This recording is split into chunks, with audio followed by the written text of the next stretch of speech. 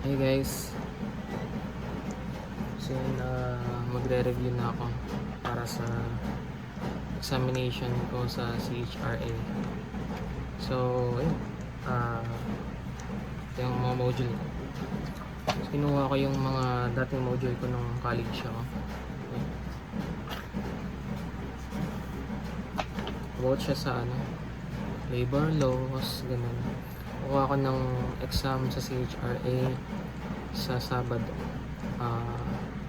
November 22, 2025. Nag-print pa ako ng parang handbook ko. Yun.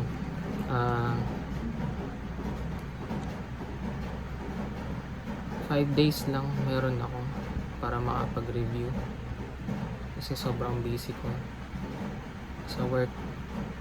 Wala rin na masyadong time.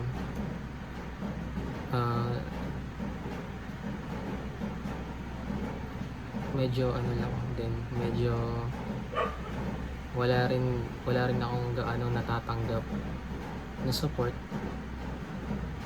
mula sa yung mga expect ko na susuportahan ako. Kulang yung review na meron ako dahil sa stress yan. Pero sana pumasa ako sa exam ko. So 50%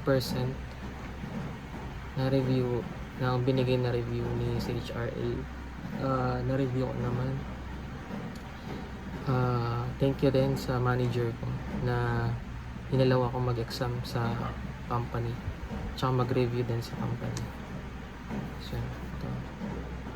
So ngayon ang re-reviewin ko is about sa mga mandatory benefits. Hindi na siya ganun kahirap para sa akin dahil sa ginagawa ko naman. Yan din na usual work ko dito sa office. And yun na rin yung madalas na nai-encounter ko sa office. So hindi siya ganung mahirap sa akin. Siguro isa sa pinaka mahirapan ako pagdating na lang sa mga batas kasi medyo makalimutin na akong tao. And yun, message ko sa sarili ko na pumasa ka man o hindi, at least ginawa mo yung best mo. Alam ko yan.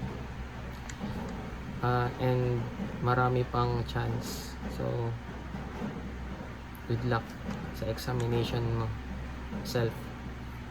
So tignan natin kung papasa ako. Thank you.